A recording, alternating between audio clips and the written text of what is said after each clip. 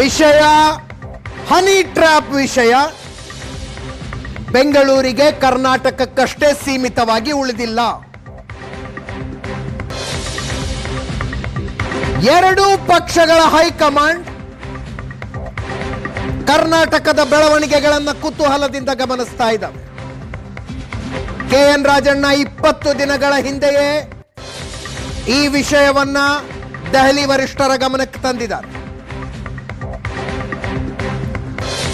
ಬಿಜೆಪಿಯವರು ಕೂಡ ರಾಜ್ಯ ನಾಯಕರುಗಳಿಂದ ಡೀಟೇಲ್ಸ್ ತಗೊಂಡಿದ್ದಾರೆ.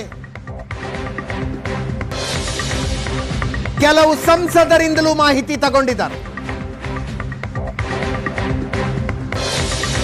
ಇದೆಲ್ಲ ಆದ ನಂತರವೇ ನಿನ್ನೆ ರಾತ್ರಿ ಅಥವಾ ಇವತ್ತು ಬೆಳಗ್ಗೆ ಬಂದ ಸೂಚನೆ ಬಿಜೆಪಿ ಹೋರಾಟವನ್ನ ತೀವ್ರಗೊಳಿಸಬೇಕು ಅಂತ.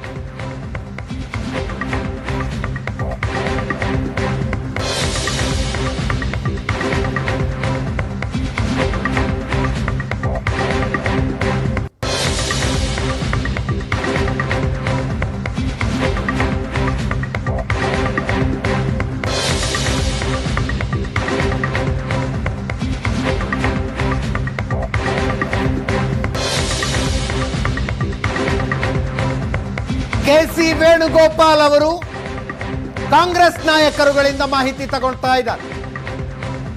ಕ್ಷಣ ಕ್ಷಣದ ಬೆಳವಣಿಗೆಯ ಅಪ್ಡೇಟ್ ತಗೋತಾ ಇದ್ದಾರೆ.